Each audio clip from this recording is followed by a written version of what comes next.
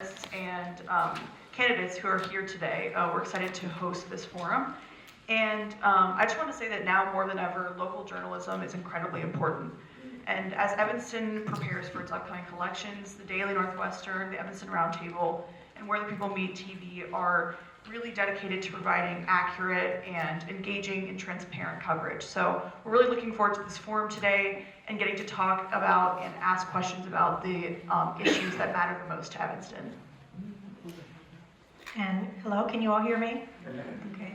I'm Malika Gardner with Where the People Meet, and thank you, Lily. I called her up and said, let's organize a forum. It's crucial right now. And I wanted all the media to get together to really do this. And the roundtable said, we'll come on as panelists, so it's important that we get the right information out. So thank you so much for working with me on this. Thank you. The stakes are definitely high right now.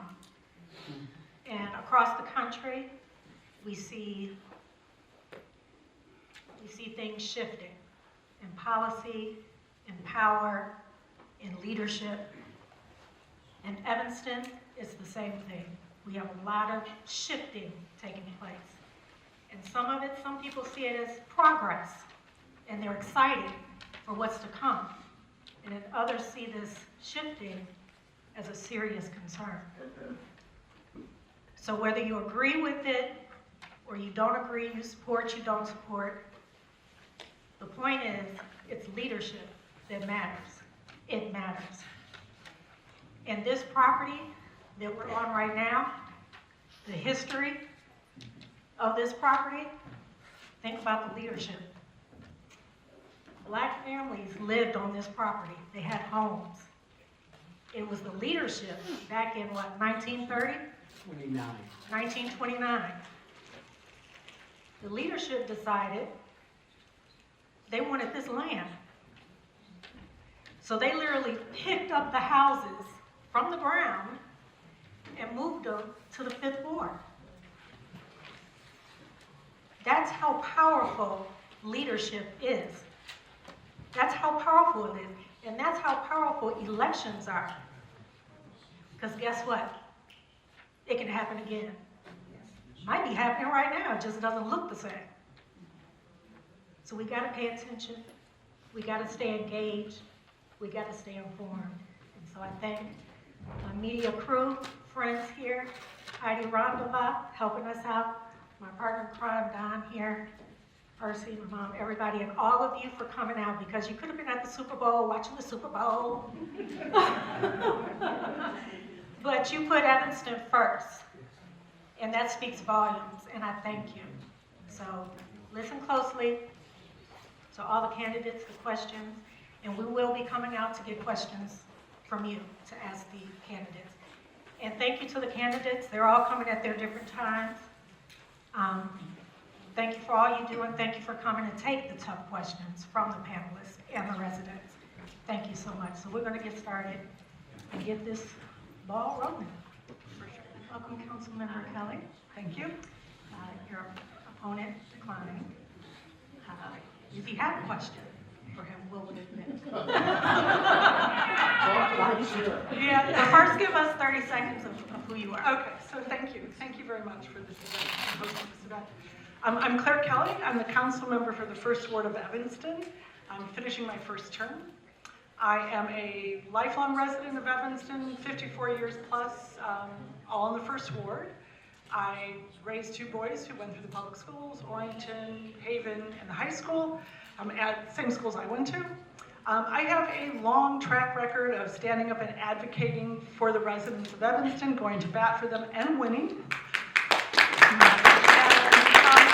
I really love Evanston. I really want to ensure that we have government accountability and a thriving and inclusive city that truly is representing the needs and the interests of the residents. So. And your hypothetical question? You know, I just feel like it's not really fair since he's not here, so I'll rescind. Okay, I'll let you guys take it now. That's fine. Yeah, so my question is just about the relationship with Northwestern. I know, obviously Ryan Field, that was a huge thing. But I also know that you're working with I just heard that you're working with the university on some partnerships for. So I think there is some kind of symbiosis going on. What is your hope, especially with the first sport so involved with the university? Like, what is your hope for the relationship with Northwestern? What do you want to get out of it? Thank you. So I've met several times with President Schill, and I meet all the time with Dave Davis, and I enjoy that relationship. I've also been working recently with the Netter Center of UPenn, and the idea there is to establish a democratic working relationship, one that transcends all councils. So it's not about whether you have a mayor that bakes cookies one year and so has an extra great relationship, or somebody else who doesn't get along, but really setting sort of some ground rules so we don't have like what happened at Ryan Field or even maybe with the HBO now, but we really have a way that almost like an MOU or whatever will work for both of us. It's not an extractive relationship, it's a mutually beneficial relationship, but we're going to lay those ground rules and work together on how that will look. Again, so that going forward, we can really strengthen those town-gown relationships and, again, make this a mutually beneficial working relationship that can carry on from, term after term. So I'm really excited about that. I'm really excited that Northwestern, that President Schill and Dave Davis and others are amenable to working with Professor Ira Harkavy and others at the Netter Center. Thank you. And obviously you came out pretty early on in the process and said, we need to slow down and envision Evanston, we need to hear from more of the residents and separate the comprehensive plan from the zoning code. So some of that's been done, obviously, at this point. But where do you stand on how the process has gone so far and where it currently is? And as a side note to that, considering downtown development, we've heard a lot about luxury buildings so far tonight already, but what kind of development in your ward in particular do you want to see prioritized? A couple questions there. Yeah, so we can start with the Envision Evanston. Start with Envision Evanston, where you evaluate the process. Yeah, so thank you. So I think everyone saw that out of the gate. I wrote a guest essay about what I felt was and continues to be a little bit rushed and reckless.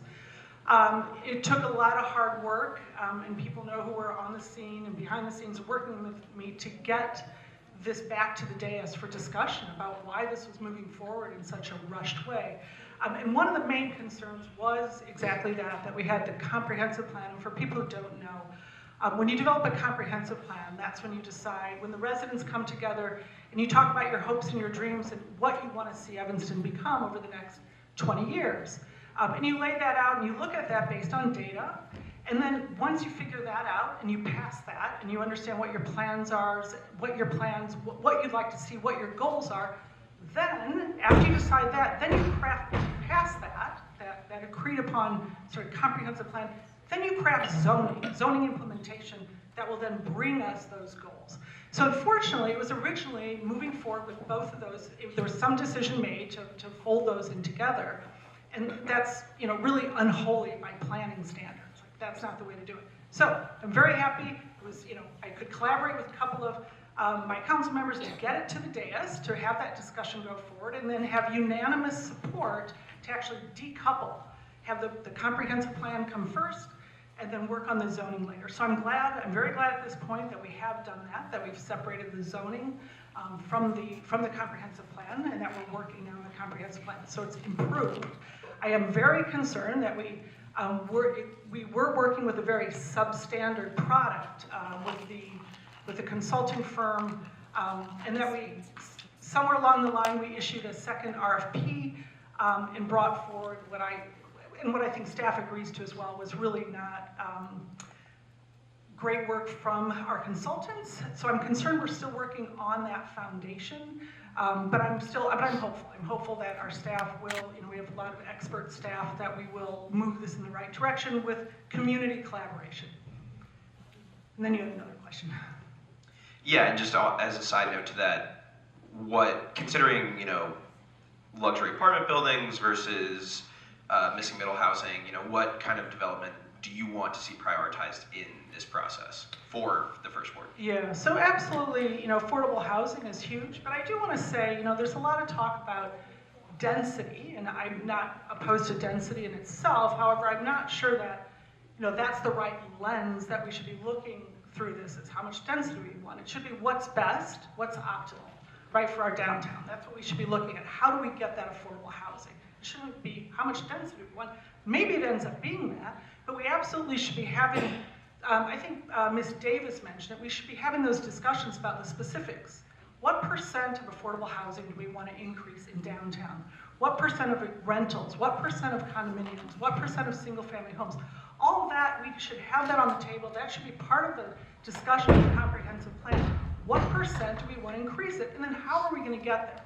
I'm also, I think it was Ms. Welch mentioned, I was also hugely disappointed. I'm not going to vote for it tomorrow night, that staff is moving forward with council members for an inclusionary housing ordinance that, albeit raises it to 15%, but has lowered it to 0, the number of units that are required to be put in place downtown. I'm against it. We should raise it to run up to 5 or 10%. And higher, if you believe the transit-oriented developments are important, that number should have gone up. It went down to 0, the number of required units on place. So it begs the question, what are we doing?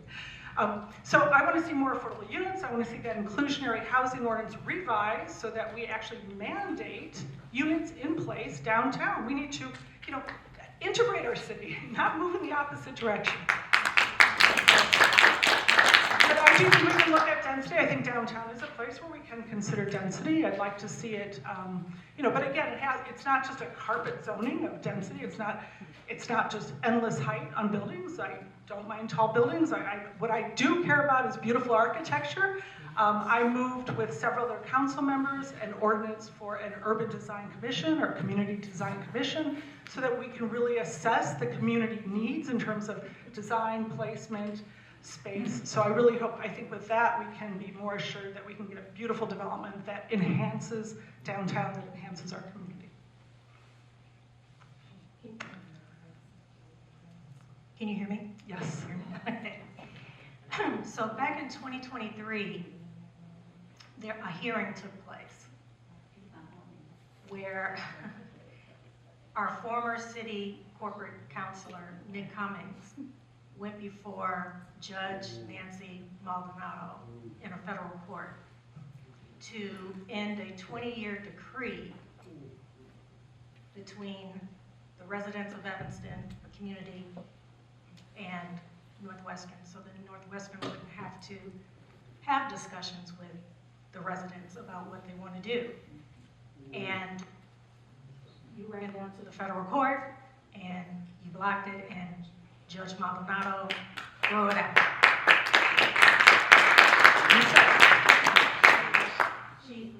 I was listening in on the hearing, and she said she was very uncomfortable with what was presented to her. Very, very uncomfortable with it. My question is, could that happen again? That's a great question. And that was terrible. That was in fact terrible, and I'm glad that you were listening. That was an attempt by our corporation counsel, and it's uncomfortable for me to say, but I also learned that the mayor was privy to this, to disenfranchise a committee that was established by the federal court so that Northwestern and the city could have a really good working relationship and work things out as opposed to going to court. That committee has certain territory that it oversees and discusses, and the attempt was to actually remove some of that domain, some of that purview of the committee. And it was very fortunate, and this was unbeknownst to me. I sit as the alderman who is the chair of that committee, and I had no idea that this had happened. It wasn't brought to council. It was shocking to find out, and the only way I found out was because residents in the 7th Ward had a FOIA, and they said, hey, Councilmember Kelly, were you aware that this was going on? That your city has gone to the federal court to say that they want to remove portions of your purview from your committee? I had no idea. Fortunately, I have a wonderful attorney on the committee, Attorney David Schoenfeld. We were able to intervene in the nick of time for the second hearing, and yes, effectively, the judge denied the motion to disenfranchise this committee to an extent. So that was very fortunate. I think if we have good leadership elected that really believes in transparency, that won't happen again.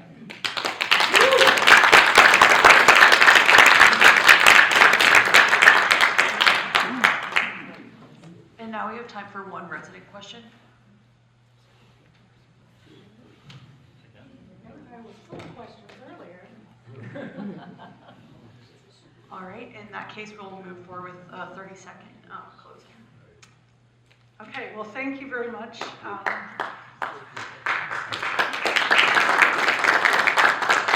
don't know what to say. I just want to say thank you. I think it's really important that you can trust your who you vote for, that you know they're going to be there for you, that we're here for Evanston because we love Evanston, because we care about the residents, and so that's what I'd encourage you to do. So thank you very much.